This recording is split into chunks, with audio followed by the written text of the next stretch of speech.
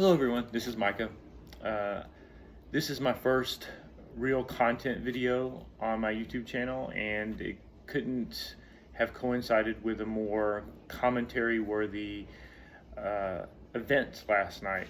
Last night was the premiere of the new New York Times documentary in their documentary series, the same one that has included two that were instrumental in ending Britney Spears' conservatorship. And the latest installment was about Janet Jackson and the Super Bowl incident in 2004. It's called Malfunction, the dressing down of Janet Jackson. As a huge fan of hers, I have a lot to say about the documentary. It did some things okay. It was generally pro Janet. Of course, for us fans, it's probably never enough. It's never going to be as much of an advocacy piece as we would hope that it would be. So I just wanted to offer some items of feedback where I think the documentary could have done a better job and where it just outright failed. I have three main points, and I want to be concise about this so I don't lose your attention.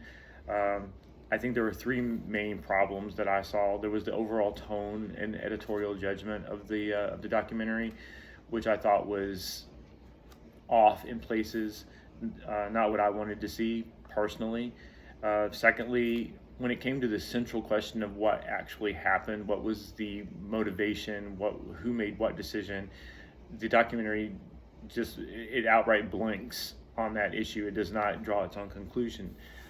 I just read the New York Times article that accompanied the piece from one of the reporters or the primary reporter who worked on the piece, and even she admits, well, what exactly happened is sort of beside the point, and the documentary clearly bears out that it really doesn't want to take a position on what exactly happened, and I think that was to its detriment.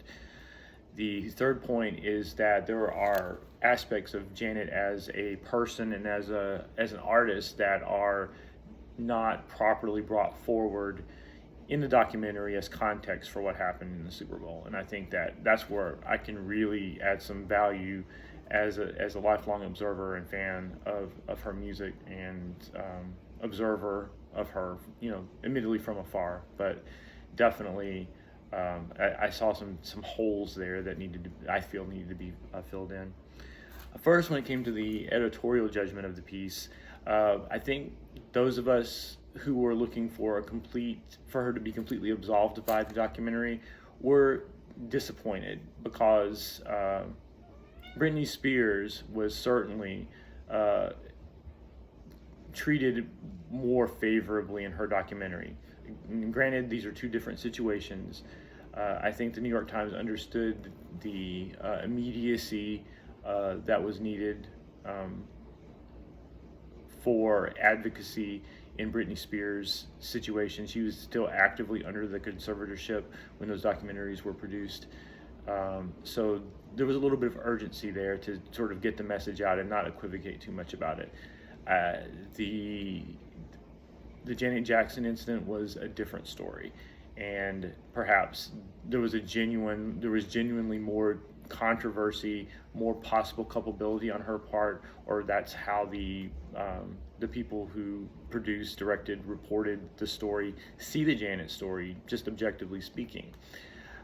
I personally don't see it that way, but I think given the common thread between those documentaries of Justin Timberlake and this idea that we're sort of setting the record straight 2 decades later about some incidents that happened back then, I feel like it wasn't strong enough in its editorial judgment.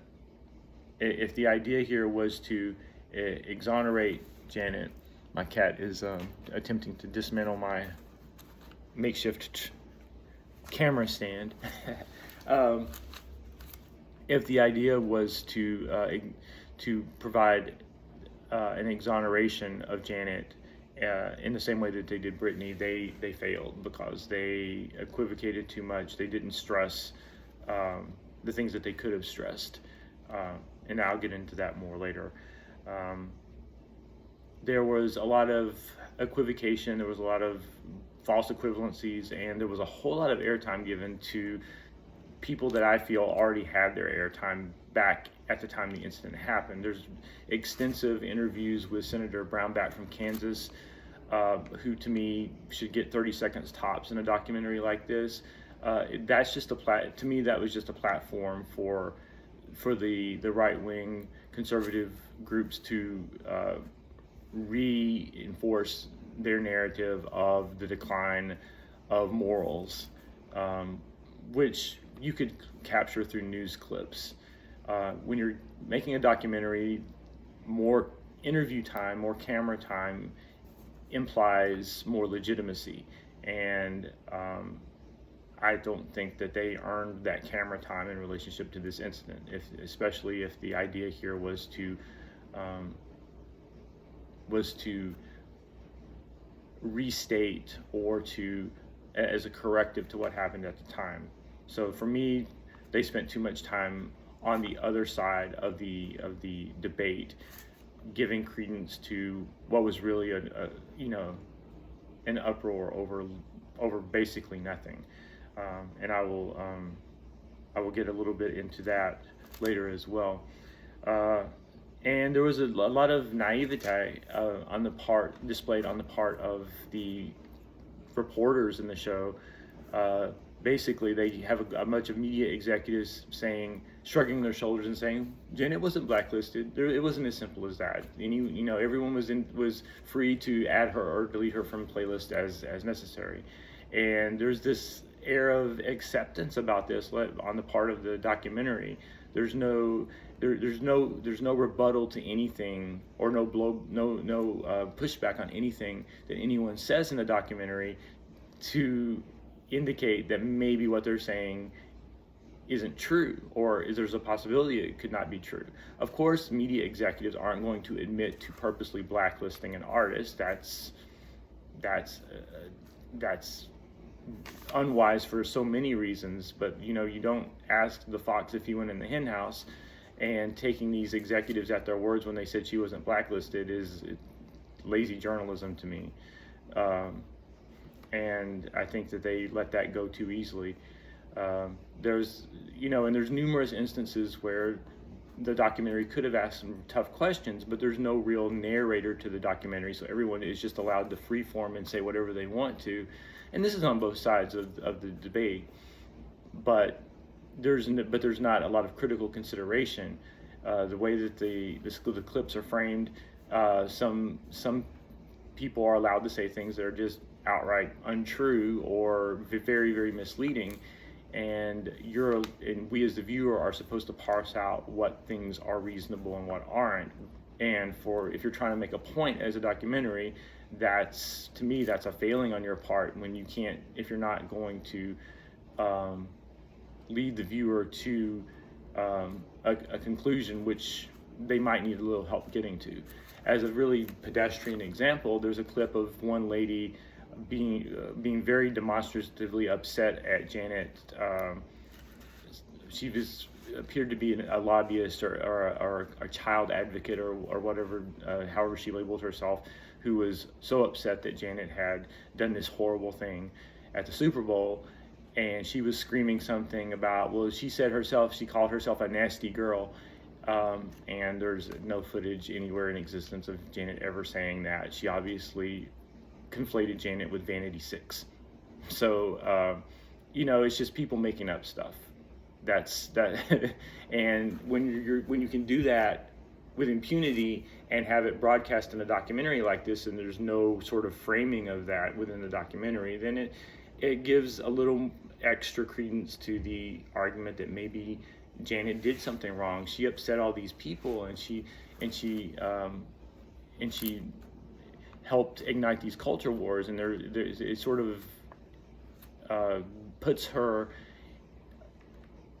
in a little bit less of a favorable position. And I'm not saying that the documentary needed to say that everything that Janet did was perfect.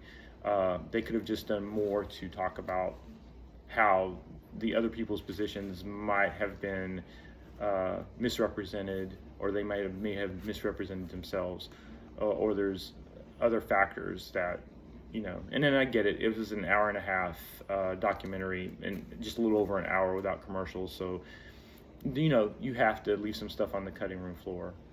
More on that in a minute as well. So the editorial judgment I had issues with. The second big problem I had is that on the central issue of what happened at the Super Bowl, who knew what at what point, who orchestrated what happened, and what exactly was supposed to happen. Now, to me, you don't need a documentary, and we've never needed a documentary to understand what happened. But the documentary still treats the very obvious truth that this was an accident as an open question, and that was a huge failing. Just because you can't get footage of anyone swearing in court under oath that this was an accident, we've had multiple corroborations of this, and there's some items in the documentary that are stated but they're presented in such a mushy ways, in such a like non-emphatic way that the documentary itself seems to gloss over what's perfectly obvious about the facts of what happened and the reactions in the moment that the incident happened. So the documentary abjectly failed in that regard.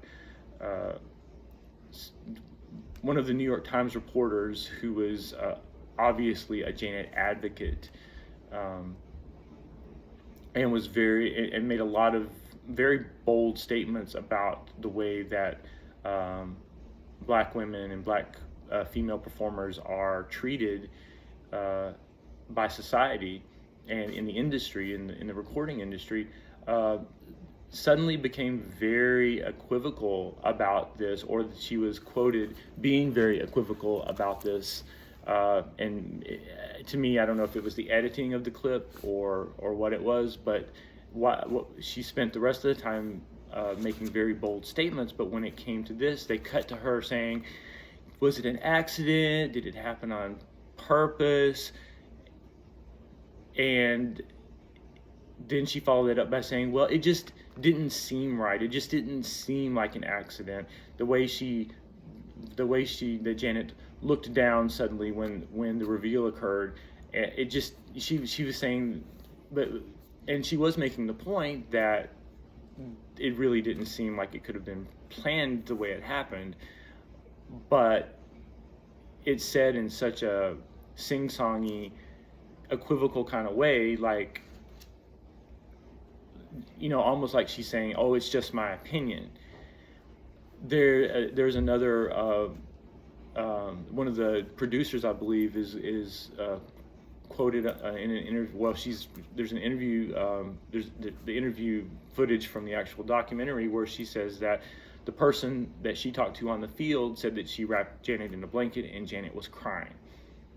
And this is the place in the documentary where you repeat what the person says. You run the clip. You run that quote by the viewers twice, or you put some sort of dramatic music to frame it. You do something for people to understand that this is a really important point.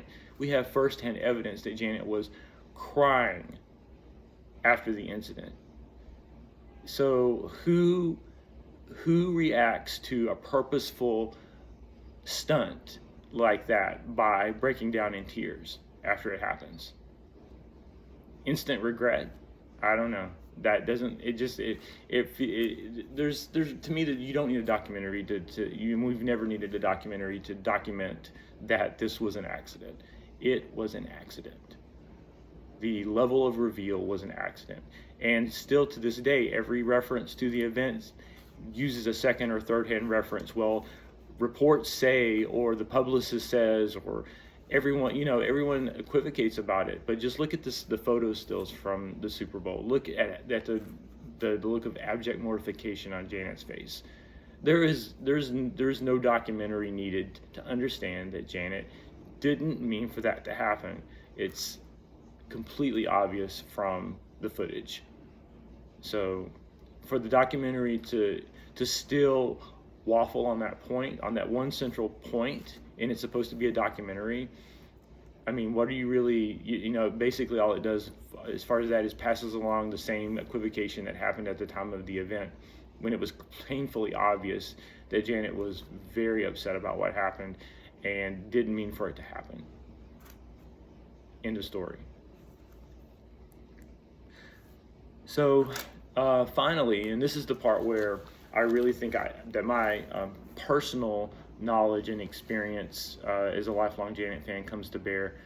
There is a much broader context to the documentary than is presented in the documentary. There's a lead up to the event where it summarizes Janet's career, and it's very similar in that way to the buildup of the Britney documentary. It's a series of clips where Janet is being objectified, or where she's being told over and over again by much older men that she's very pretty,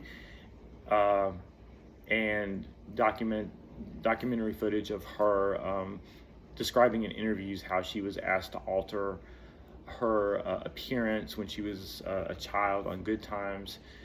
Basically just making the simple, straightforward case that as a woman, her body was being policed and commented on from a very early age and ongoing throughout her career.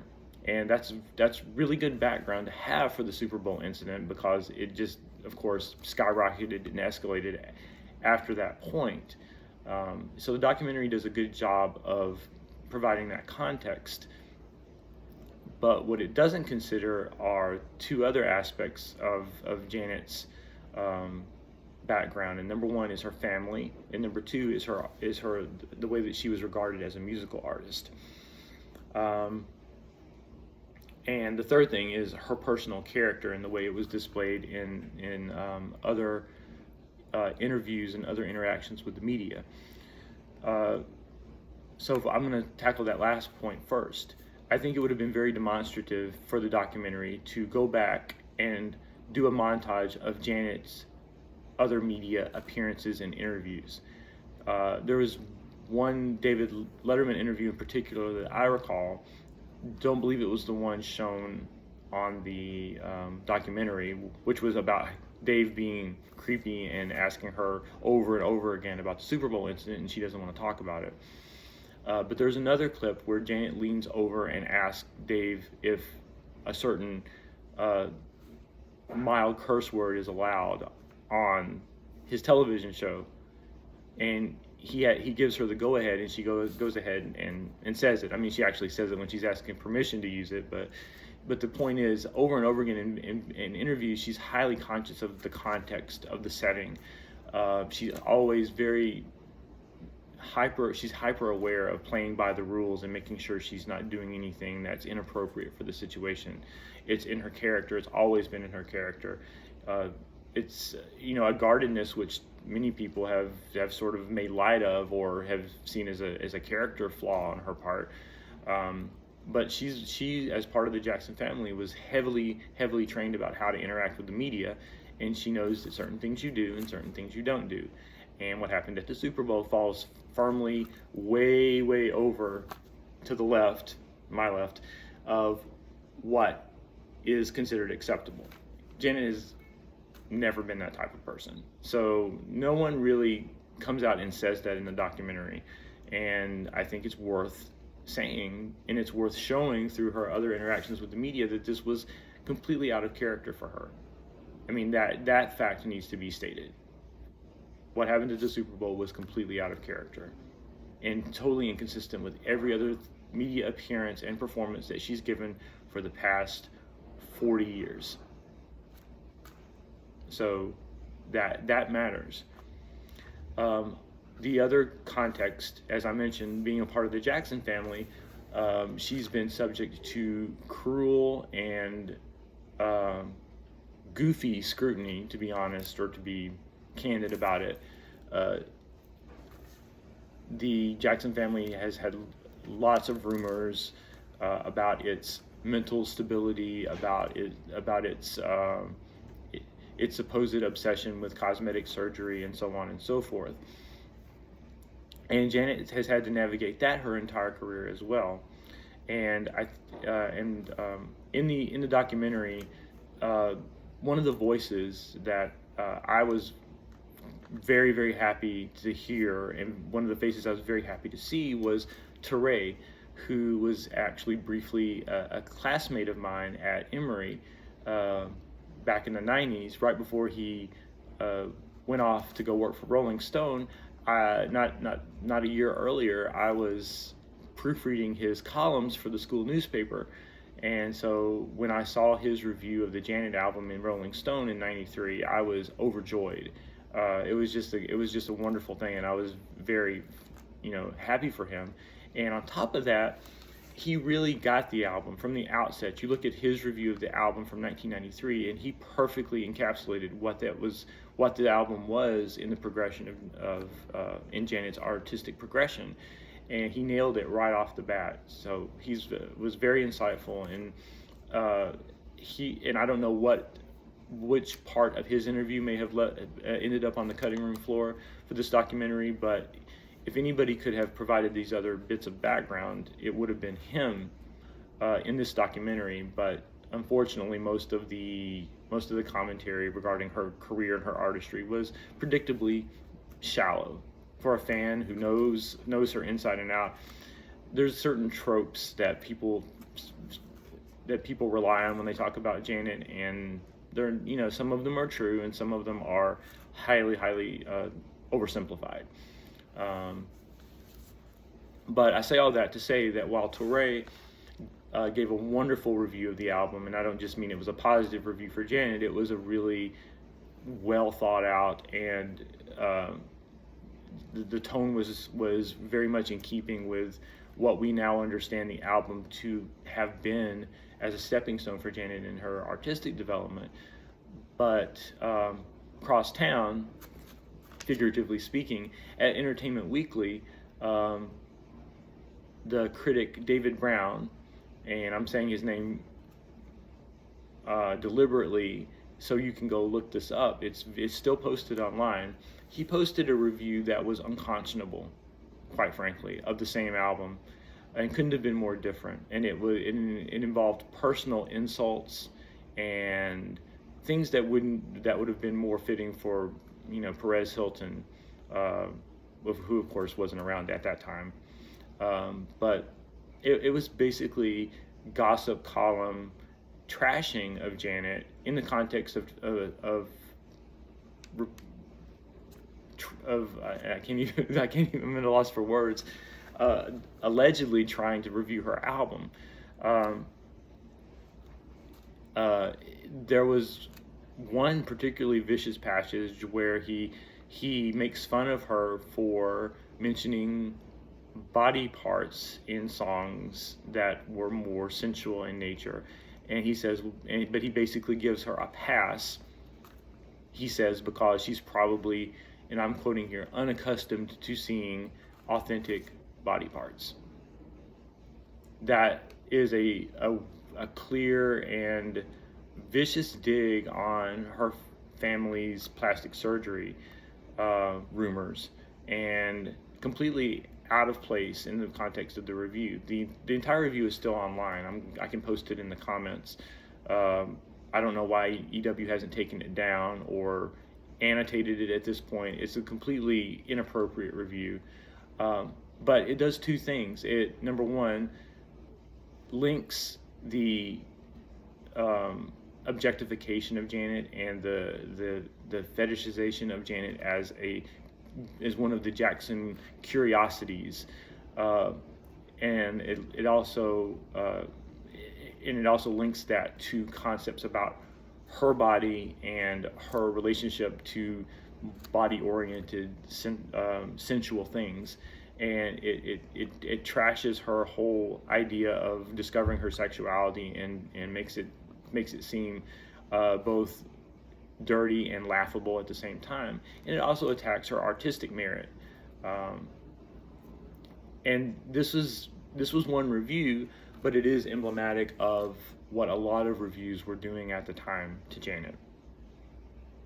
A lot of reviewers, a lot of music critics, people were generally dismissive of Janet's music for very many years because of, number one, the fact that she was from the Jackson family, and it is true that she had a record contract handed to her before she even really knew what to do with it or even wanted it.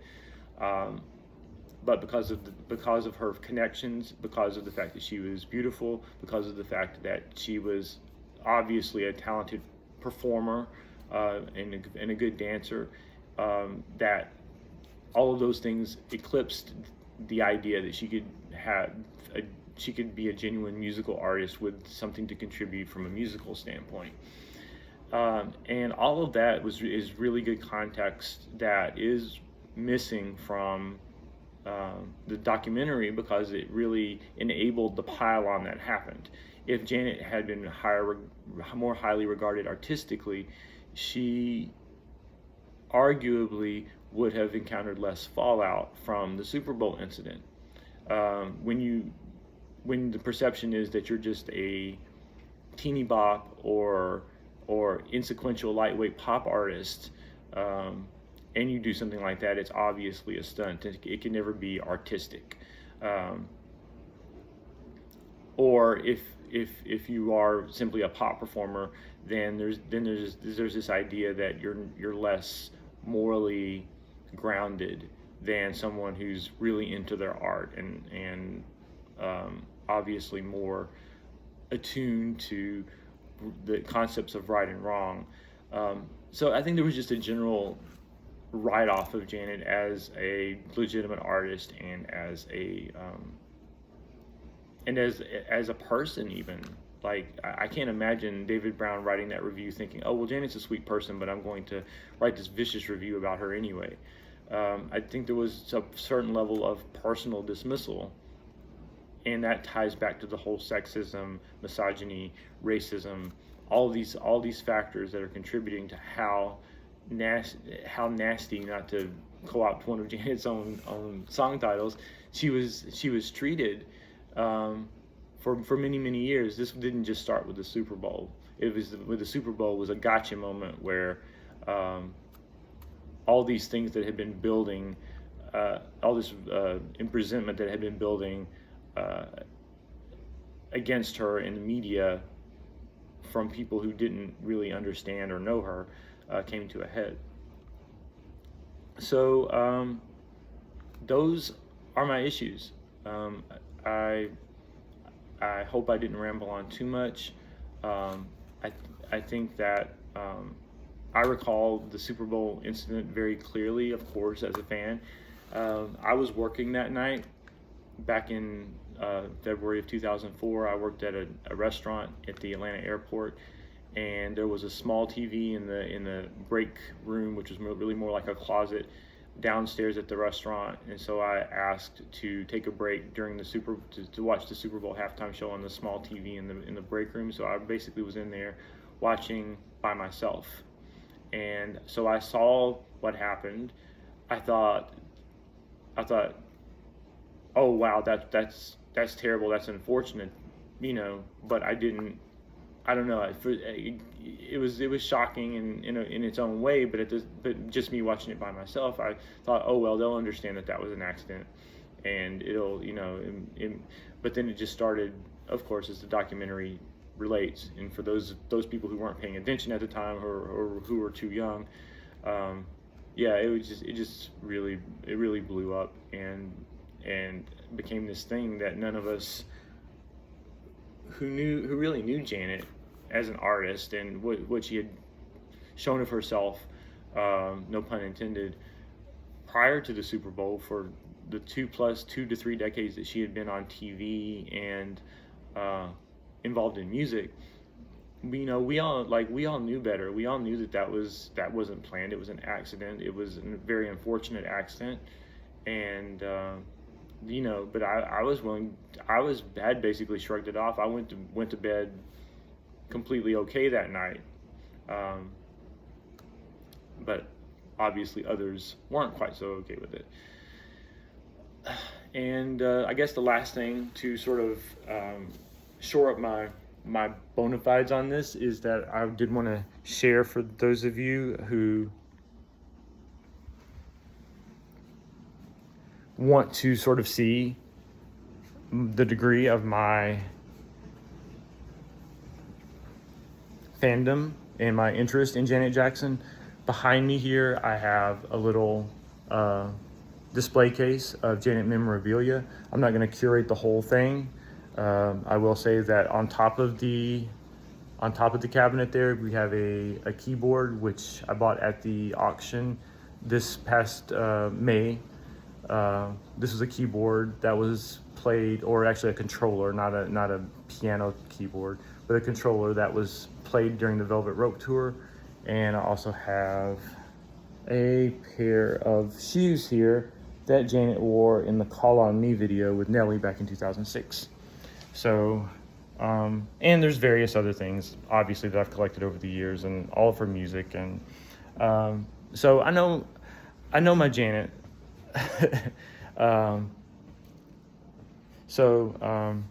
I mean, I guess that was just my little moment to show off. I didn't mean for this to run 30 minutes. I was hoping I could encapsulate my points in a more concise fashion. But there was a lot to be said, and I feel like I needed to say it while it was all fresh in my mind and get it off my chest. I do hope that the documentary brings about a more fulsome discussion of what happened. I hope that the documentary is better received in general than I received it. I guess my expectations as a fan were a little higher about what all they would get into and the new things that would be presented. But for a lot of people just forgot the baseline of what happened back then. They just know about the 9/16 of a second, and most people wrote it off and blamed Janet outright without any sort of moral shading on it. And truthfully, like, there's only so much time that anybody should have spent regarding such a trivial, an objectively trivial occurrence in the course of a Super Bowl halftime show. The fact that people see this as a symbol of decline of civilization or something is way beyond the pale as far as I'm concerned, and a complete overreaction. So at any rate, I hope this has been enlightening. I'm thinking about tweeting out this video to the people who made the documentary as a jumping off point for maybe some more discussion and interaction. Let me know what you think in the comments. And I'll be back with my third video shortly. Hopefully it'll be a little more concise and maybe more in keeping with what I long-term hope to do with this YouTube channel. Until then, thanks for watching.